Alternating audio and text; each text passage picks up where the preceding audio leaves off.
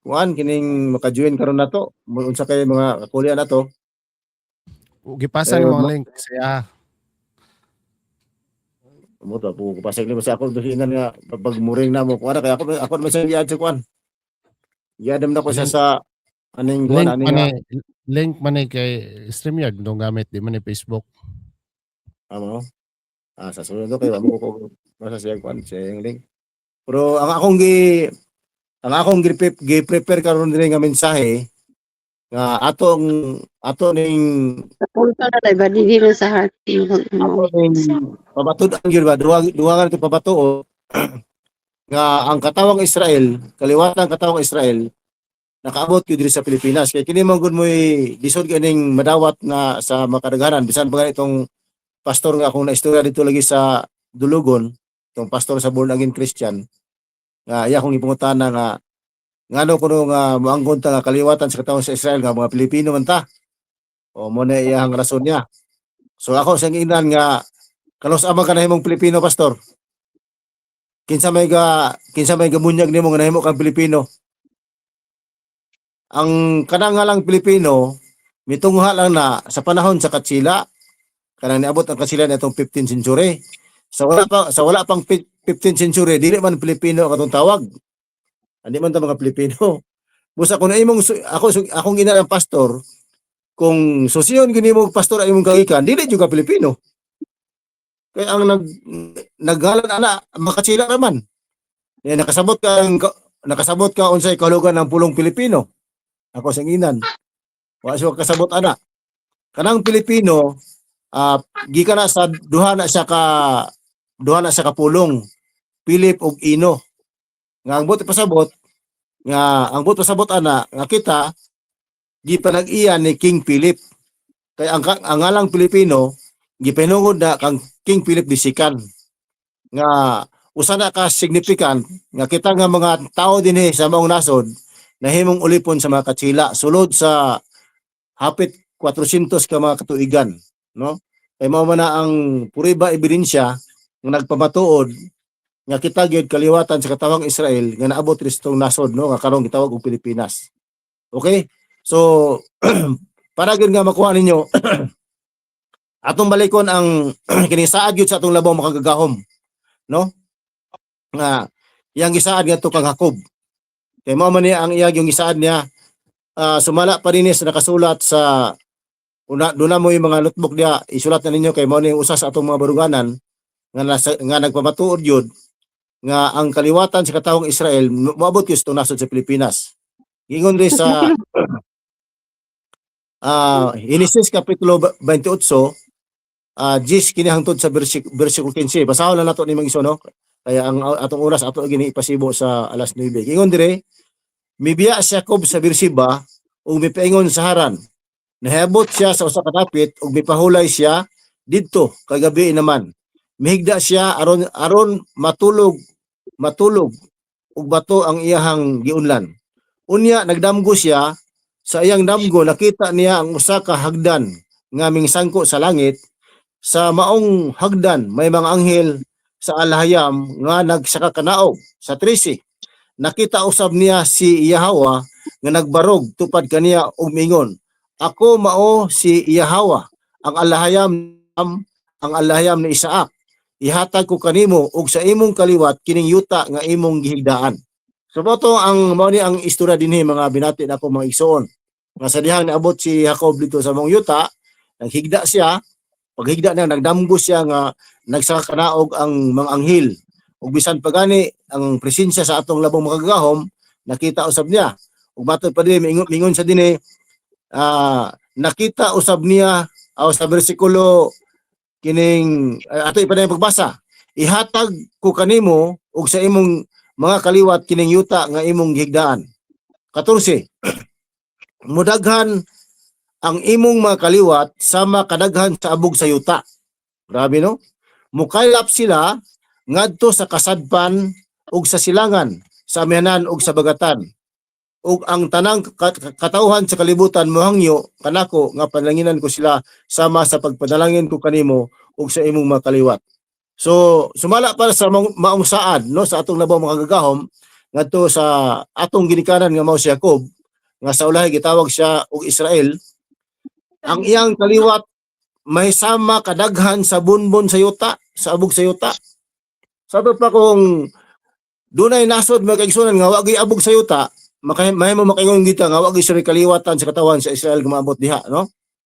Pero kung dunay abog sa yuta sa maong mga dapit, mahitabo mga kaigsunan nga dunay gyud maabot pud nga kaliwatan sa katawan sa Israel. Nga naman asa man sila mukaylap, matud pa dinhi mukaylap sila ngadto sa kasadpan ug sa silangan, sa amihanan ug sa bagatan. Sa to pa kining upat diri ka mga kining gitawag nato nga dapit nga gisgutan dinhi mga igsoon, mao kini ang naglangkob sa tibuok kalibutan.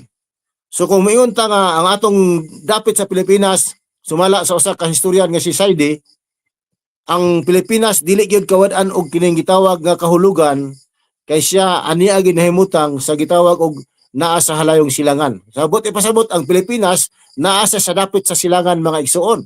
Nga sumala pa sa Biblia, ang katawan sa Israel, kaliwatan sa Israel, mukaylap sila paingon gihapon ngadto sa silangan. Busa kay kita ang Pilipinas tama ta sa silangan kana ang prueba ebidensya mga kaigsunan nga ang katawang Israel, kaliwatan sa katawang Israel niabot gid dinhi sa atong nasod sa Pilipinas. Karon, unsay duwang prueba ana? Atong basahon ang nakasulat sa kining Buhat Kapitulo 2 bersikulo 5. Mao ni ang payag mga igsoon apostolis, no? Nagingon diri. Kuan niyo ni kun na may mga ballpen dia ug notebook para kay mao ni usa sa ato usab nga mga baruganan. Buhat Kapitulo 2 bersikulo 5 nagaingon diri ang balang kasulatan, dito sa Jerusalem niadtong higayuna may mga Hudyo nga reliyoso kaayo nga gikan sa nagkalaing-laing nasod sa kalibutan. Sa to pa datong panahona, natong gitawag nga pista sa Pentecostes. Dito sa Jerusalem mga igsoon, dunay mga Hudyo nga mga reliyoso nga niuli gid sila. Asa sila gikan sa tanang nasod sa kalibutan. Ato pabuti pasabot mga igsoonan, kung kini atong nasod sa Pilipinas, gilan to usa ka nasod, ni atong panahon na doon nagyapoy mga Hudyo nga gikan dinhi. Nga niuli sila paingon dito sa Jerusalem aron sa pagtambo kay igsunan nitong gitawag nga pista sa Pentecostes. No? Busa klaro kayo, puro nag-ebidensya nga bisan pa panahon sa bagong tugon, gisgutan gyud sa Biblia mga igsoon nga ang mga Hudyo nagpuyo sila gikan sa tanang nasod sa tibuok kalibutan. Karon, unsa pay kanang gitawag mga kaigsunan nga ebidensya, prueba nga makaabot gyud dinhi ang atong mga ginikanan. Ato namang basahon ang nakasulat sa Deuteronomio Kapitulo 28, versikulo 64, nagaingon din ang balang kasulatan. Nagaingon din mga kaigsunan. Deuteronomio 28, versikulo 64. Matod pa diri, ingon niya atong mabasa mga igsoon. Ningon ang atong labang makagahom, patibulaagon ko kamo ngadto sa tanang suok, sa tanang kanasuran. Klaro kayo sa nangingon sa Biblia, no? Mo ni ang gisulti sa atong labang makagagahom. Ang giingnan niya mao ang kaliwatan sa katawan sa Israel. Nga matod pa niya, patilibuagon ko kamo ngadto sa tanang suok, sa tanang kanasuran. Busa kung kini atong nasod sa Pilipinas, doon ni matawag ng mga suok, no? Mga luok, mga igsoon, but ipasabot nga doon na mga katauhan sa Israel nga nihabot nining maong nasura. Karon ang pangutana, unsa pay ebidensya, unsay prueba ebidensya nga atong makita sumala sa balang kasulatan nga nagpamatuod nga kita gayud mga igsoon kaliwatan sa katawan sa Israel nga nihabot ni sa maong nasod sa Pilipinas. Ato lang inayon ang pagbasa ang maong sitas nga ating gibasa karon. Nagaingon dinhi, matod pa dinhi, og didto magasimba kamo sa mga Dios nga kahoy og bato, mga Dios nga wala simbahan ninyo o sa inyong mga katigulangan. Unsa gisulti diri mga igsoon? Pag-abot dai sa atong mga ginikanan dinhi sa maong nasod nga atong gipuy-an karon, nagaingon dinhi og sa pag-abot niyo didto sa mga nasod nga diin ko kamo paatlagon, magasimba kamo sa mga Dios nga mga bato ug mga kahoy. Busa mao kanay ebidensya, no? Mao mga ni atong mga igsoon nga mga subanin nga nakaroon kang gitawag lang sa bakano. Kung ato lang itris ang ilang kaliwatan may kaigsuunan. Nagikan sila diha sa Butuan, nga nagsakay na tong bangka nga gitawag og balangay. Kay usara man na gidikanan paingon dito. Hantod paingon pa na sa Sulo, no? Nga sumala pa sa history kadula kay sila yung mga magwali karon sa social media nga sa atong panahon sa mga Katsila. Sila gid wala mo mudawat, no? Wala sila mudawat sa maong mga reliyon nga gidala sa maong mga Katsila. Nagpabilin silang nagbarog sa ilahang baruganan. Nga matod pa diri, magasimba sila sa mga kahoy ug bato. Busa hangtod karon magigsoon, magasimba sila sa mga kahoy ug bato. Busa kana usa kana kung itugot sa tulang itong amahan. No nga maghimo kitag mission dito kay ato silang sultian. Nga kung nganong nagsimba mo sa kahoy ug bato, katumanan kana sa propesya. Nga nag-abot sa atong kaliwatan dinhi sa mga nasod, magasimba ta na. Pero ang atong kaliwat sumala pa dinhi kaliwatan sa katawan sa Israel mga igsoon. Mingon siya, nagasimba kamo sa mga Dios nga wala nyo mailhi, wala simbahan ninyo ug wala simbaha sa inyong mga katigulangan. Dili sa atong nasod karon mga kaigsunan, daghan kayong mga giila diri nga mga Dios, no? Giila nga makagagahom nga ginasimba sa atong mga kaigsunan, no? Sama for example sa pangalang Hesus. Kung atong pangutan-on silang Moses, ang atong mga katigulangan atong ibalik sa anong panahon. Mangutan natin, nakaila ba mo ani kini gisimba diri sa Pilipinas? Sigurado gid mga kaigsunan nga moingon gid atong katigulangan nga wa man may kaila-ana. No, wa man may kaila-ana. Mo na ingon nga magasimba kamo sa wala niyo mailhi. Katumanan lamang kana mga kaigsunan, propesya subala sa balang kasulatan. O kana usa ka na ka ebidensya nga kita mga igsoon kaliwat gyud sa katawan sa Israel nga naabot diri sa atong nasod sa Pilipinas. Karon, unsa pa dugang ebidensya prueba nga mailagi nato nga mapapatud-an nato mga igsoon nga ang atong magkagikan, ang atong kaliwatan gikan gyud diha sa tunga-tunga sa silangan nga maong katawan sa Israel. Niay dunay klaro kay mga kaigsunan nga pahayag mismo sa atong kanang manluluwas, no, ang maong Mesaya.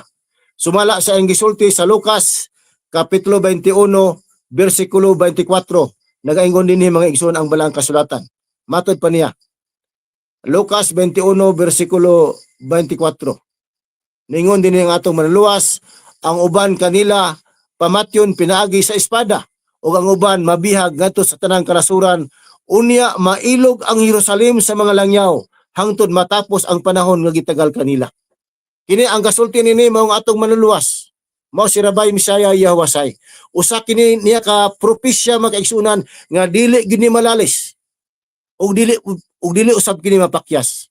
Unsa iyang propesya nga matod pa niya, ang Jerusalem mga kaigsunan pagasulungon sa mga langyaw, sa mga hentil, unya pamatyon sila sa sulab sa espada. Sumala pa dinhi, unya ang mahabilin mga kaigsunan bihagon ngadto sa tanang kanasuran. Unya ang Jerusalem pagapuy-an o pagadumalahon sa mga langyaw hangtod matapos ang ilang panahon. Ang pangutana mga igsuon, kanus man ni mahitabo. Sumala sa history, nahitabo kini niadtong 70 AD. Sumala pa sa history pag-abot sa 66 AD, 67 AD mga kaigsunan, ang Jerusalem gilibutan na sa sundalong Romanhon. Munang mingon ang Misaya, sa panahon nga makita na gani ninyo nga ang Jerusalem likusan na gani sa mga sundalong Romanhon, panglayas kamo. Atong tuwa sa bukid ay na magbalik. Gani bisan patong tuwa sa atop ay na magnaog, kay mao na kana ang adlaw sa kalaglagan. Nga nining adlaw ang katawhan sa Israel pamatyon pinagi sa sulab sa espada. Unya ang mabilin mga igsoon, matod pa dinhi bihagon ngadto sa tanang kanasuran. Kanos ang mitabo ni ngadtong 70 AD mga kaigsunan. Nasabtan niyo mga igsoon? So niadtong 70 AD, mao kato ang katapusang panahon nga diin ang mga katawang Israel nang layas ang nahibilin nga buhi gikan dito sa ilang nasod. Sato pa unya ang Israel matod pa diri ang Jerusalem pagapuy-an na o pagadumalahon ng mga kaigsunan sa mga hentil. Mao na hinungdan mga igsoon nga kita makusganon tang nagpahimatuod kanang mga karon diha nga nagpuyo diha sa Israel nga nag-angkon nga mga Hudyo, sila ang gisgutan sa Pinadayag kapitulo 3 9 og sa Pinadayag 2:9 nga nagpakahudyo apan di ay mga sinigugan ni Satanas. Nga naman, kay dili sila mao ang tinuod nga Hudyo. Kay ang tinuod nga Hudiyo niadtong 70 AD gipamatay sa mga Romano, unya ang nahabilin mga igsoon gipamihag ngadto sa tanang kanasuran. Unsay ibot pasabot lang ipamihag? Ang buti pasabot mga igsoon, uliponon sila sa mga nasod nga diin sila niadto. Buti pasabot mga igsunan, ang atong mga hinikanan, ang atong mga kaliwatan bisan gani hangtod sa atong panahon karon. Nagpadayon ka ng maong gapos sa pagkaulipon mga igsoon. Pero dili gid malibod nato. Gikan ni atong murag mga 15 o 16 century. Sa dihang naabot rin mga katsila, mga kaigsunan. Giulipon gyud ang atong mga ginikanan. Kana ang ebidensya prueba nga nagpamatuod mga igsoon nga kita mao gid ang kaliwatan sa katawan sa Israel nga naabot rin sa atong nasod. Karon, unsa pay dugang paghimatuod nga natuman gyud mga kaigsuonan kining propesya sa Misaya. Nga mingon siya, ang nahabilin kaninyo pagabihagon ngadto sa tanang kanasuran. Unsay ibot pasabot ng pagabihagon? Himong ulipon mga igsoon. Unya ang maong mga tao nga mupuyo uban kanato dinhi mahimo natong mga galon. Ato ya pong basahan ang Biblia. Sumala dinhi sa nakasulat sa anang Deuteronomio kapitulo 28 bersikulo 43. Nagaingon dinhi mag-igsoon ang balang kasulatan. Ako lang basahon. Bersikulo 43 sa kapitulo 28 sa Deuteronomio. Matod pa diri sa nagaingon dinhi mga igsoon. Ang mga langyaw nga nagpuyo uban kaninyo mag-anam og uswag samtang kamo mag-anam og us-os. May salapi sila nga ipahulam kaninyo apan wala kamo ikapahulam kanila kay sila maghari kaninyo. Busa tama gid ang yun sa Misaya. Nga ang nabilin yung buhi pagabihagon ngadto sa tanang kanasuran. Nga naman, kaysa diyang naabot din ang atong mga ginikanan mga kaigsunan, doon na po yung mga tagarayang nasod nga bumpuyo po din eh. Muani po sila din eh. Kaya ningon mga Biblia, nga bisag asa ka mo muadto, padadaan ko usab ka mog nasod mga bangis nga mga tao. Nga dili kay maluoy sa matigulang bisag pag sa mga bata. Ang ilang sinultian dili masabtan ninyo. Muna nga doon na po inani diri. Pag ani din mga kaigsunan, sila mao ang magahari kanato. Sila mahimo nato nga agalon mga igsoon. Gingon nila sa 44, may salapi sila nga ipahulam kaninyo. Apan wala kamoy ikapahulam kanila, sila'y maghari kaninyo. Tanawa no? Bisan sa atong presenting panahon karon mga kaigsunan. Dili lang ta mo balik dito sa panahon sa atong gitawag sa 15th century, 16th century, 17th century. Kuno sila gibuhat sa atong mga ginikanan dinhi. Yun sila pag-ulipon, yun sila ang pagpamatay no sa atong mga ginikanan. Mga nga makapahimuot kay hunahunaon no na atong gitawag nila nga Hunyo 12. Atong gitawag lang Independence Day. Pero kung atong tanawon mga kaigsunan, ang gapos sa pagkaulipon nga gidala dinhi sa mga langyaw nagpabilin hangtod sa atong panahon karon. Nga naman, samtang nagadala ka sa bansagon nga relihiyong Kristohanon mga kaigsunan, nga dala sa mga katsila dinhi, buti pasabot nagpabilin kang naulipon niya nang maong tinuuhan. Busa mo nang Biblia, nagasimba kamo sa wala niyo mailhin ninyo. Wala mailhi sa inyong mga ginikanan, wala simba sa inyong mga ginikanan. Bisa pag ato nang ibalik lagi mga kaigsunan sa kaning panahon. Moingon gyud ato mga ginikanan, amot lagi sa kailana. No? Dili sila makaila mga igsoon. Katumanan kana sa propesya. Unya, unsa pay gidugang? Gingon diri. Mahitabo kaninyo kining tanang tunglo. Mugukod kini kaninyo hangtod nga mga matay kamo. Kay wala man kamo mutuman sa tanang mga sugo ni Yahweh nga inyong alahayam. Mahitabo kini kaninyo og sa inyong kaliwat ingon nga ilhanan sa nagpadayon nga silot sa alahayam. Unsa gingon niya? Kini ingon nga nagpadayon nga ilhanan sa inyong mga kaliwatan hangtod sa kanturan mga igsoon. Sa to paday kini nga atong kahimtang karon nga nahimo natong agalon ang atong mga kaaway sama sa mga insect, sa mga Hapon, sa Amerikano, sa mga Katsila, o unsa pa nga mga langyaw nga naabot dinhi.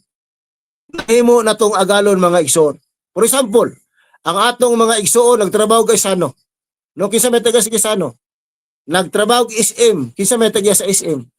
No, trabaho og Jollibee o unsa pa diha nga mga dagko nga mga establishment karon, nga mga dagko nga mga kompanya. Halos tanan mga kaigsuonan tag-iya ana mga langyaw.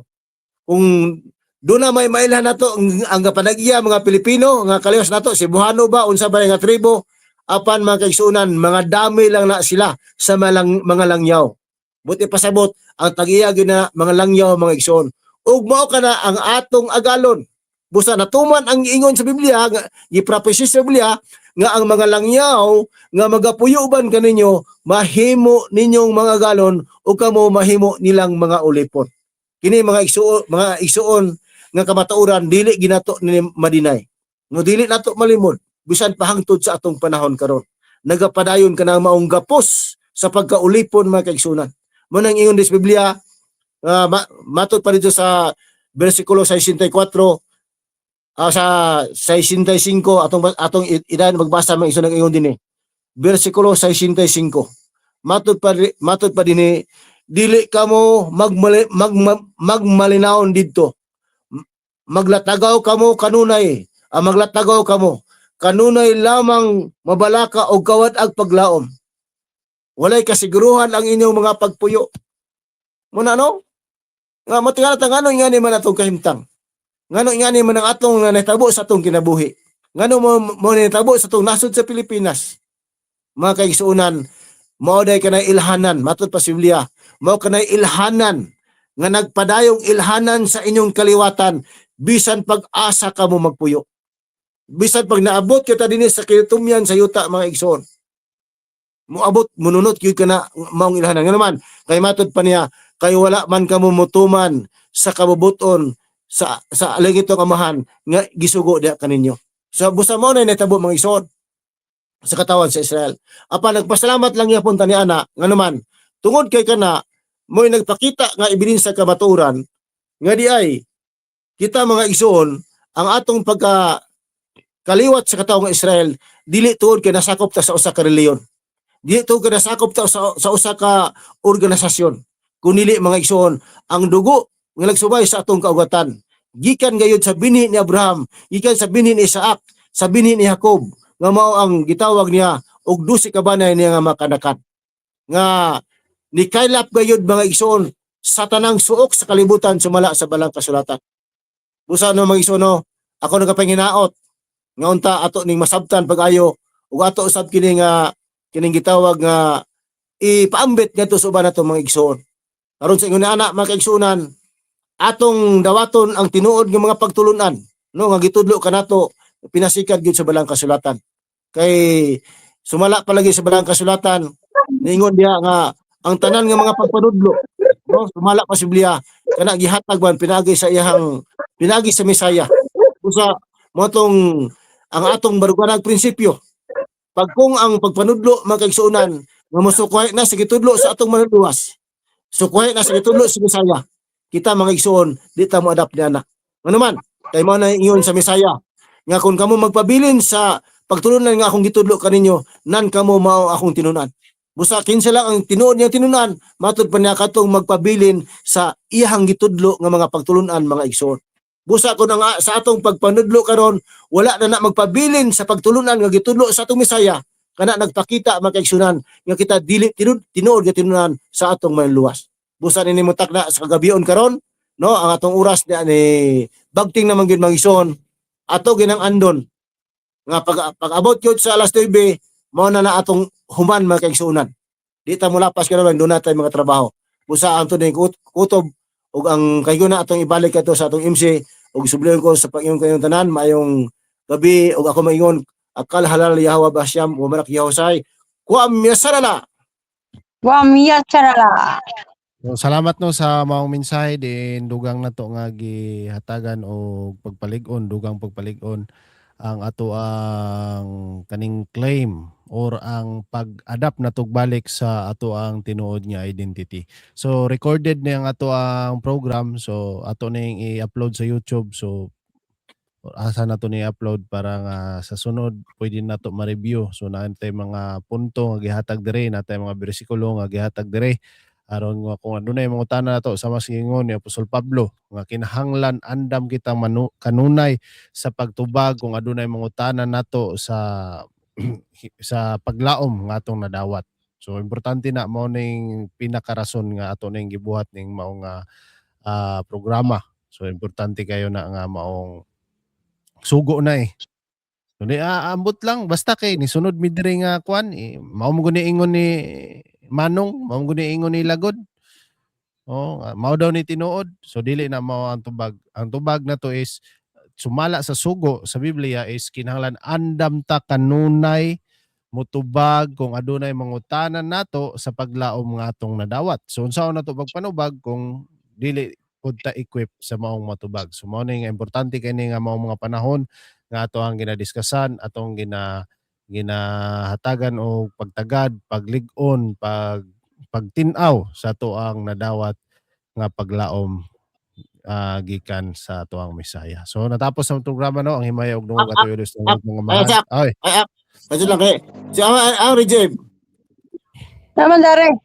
Ang ano mga bata na di man mo kon sa Bible studies mga bata. Vai, Eugeo.